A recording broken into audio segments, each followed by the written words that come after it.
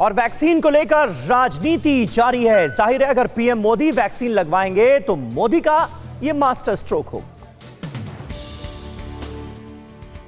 Vaccine को लेकर अब ना कोई डर ना कोई शंकाएं। वैक्सीन पर सवाल उठाना भी होगा गलत, क्योंकि पीएम मोदी टीका लगवाते हैं तो ये वैक्सीन के सुरक्षित होने का सबसे बड़ा प्रमाण होगा। पीएम मोदी के वैक्सीनेट होने से फैलाए जा रहे भ्रम खत्म हो जाएंगे और इसका सीधा फायदा देश की जनता को मिलेगा। दरअसल वैक्सीनेशन को लेकर जो नियम बनाए गए हैं उसके अनुरूप ही पीएम मोदी समेत देश के सभी मुख्यमंत्री दूसरे चरण में कोरोना का टीका ले सकते हैं। दूसरे चरण में 50 साल के ऊपर के लोगों को वैक्सीनेट करने की योजना है। वैक्सीनेशन के दूसरे चरण में उन 27 करोड़ लोगों को टीका लगाया जाएगा जिनकी उम्र 50 साल के ऊपर है या जो गंभीर बीमारियों से ग्रस्त हैं। और इस बीच स्वदेशी वैक्सीन को लेकर स्वास्थ्य मंत्री डॉक्टर हर्षवर्धन ने दिया है बड़ा बयान। इंग्लैंड और दक्षिण अफ्रीका में भारतीय टीके का इस्तेमाल किया जा रहा है।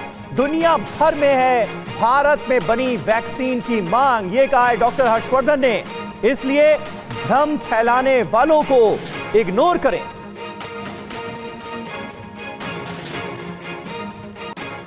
और वैक्सीनेशन के पहले चरण के मिल रहे नतीजे को देखते हुए केंद्रीय स्वास्थ्य मंत्री ने कहा है कि वैक्सीन पूरी तरह से सुरक्षित भी है और असरदार भी।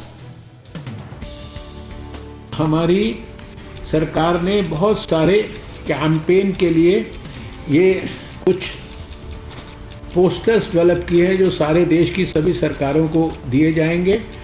बड़े बड़े देश के डॉक्टरों ने वैक्सीन ली और उसके तुरंत बाद जाकर अपना काम करना शुरू कर दिया बिना किसी साइड इफेक्ट के।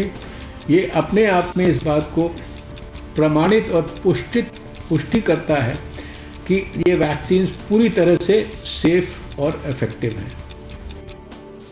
तो देश में भी अब तक करीब 8 लाख लोगों को वैक्सीनेट किया जा चुका है। वैक्सीन को लेकर गलतफहमी पैदा किए जाने पर बीजेपी के नेता शहनवाज हुसैन ने कांग्रेस और समाजवादी पार्टी को निशाने पर लिया और कहा कि विश्व गुरु बन चुका है भारत। देश में वैक्सीन से किसी को डरने की जरूरत नहीं है, वैक्सीन लगाना सबके हित में।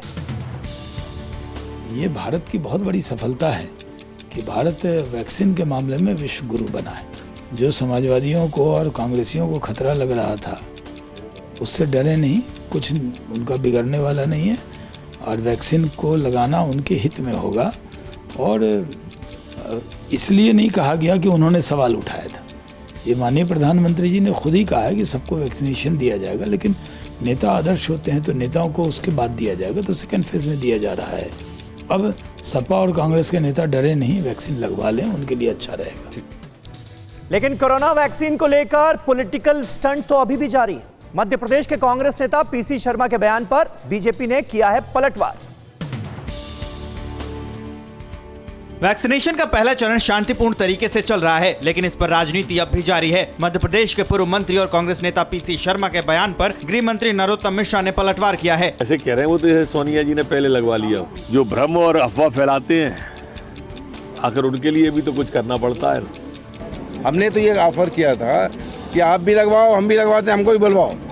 केवल सबसे पहले बगल में जिसके लग रही है उसके बगल में फोटो खिंचवाने के साथ साथ अपने भी लगवा लेते।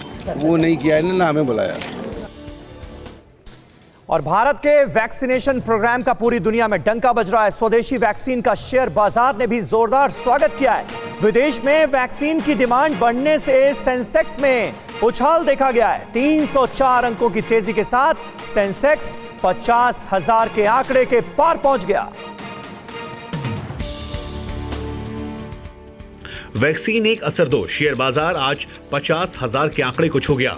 यह रिकॉर्ड तोड़ तेजी भारतीय वैक्सीन का असर माना जा रहा है। पीएम मोदी की वैक्सीन डिप्लोमेसी और भारतीय वैक्सीन पर बढ़ते भरोसे और डिमांड का शेयर बाजार ने भी खुले दिल से स्वागत किया। कल निफ्टी 123 अंकों की तेजी के साथ 14,644.70 पर बंद हुआ था। कारोबार के अंत में कल सेंसेक्स 393.83 अंकों की तेजी के साथ 49,792.12 पर बंद हुआ। इसके बाद उम्मीद के मुताबिक बाजार ने रिएक्ट किया और 50,000 का आंकड़ा छू लिया। कह सकते हैं कोरोना चेन को तोड़ने वाली भारत की वैक्सीन ने सेंसेक्स को भी खुश होने का मौका दिया और सारे रिकॉर्ड तोड़ दिए। फिक्र आपकी, सोमवार से शुक्रवार रात 9 बजे सिर्फ TV9 भारतवर्ष पर।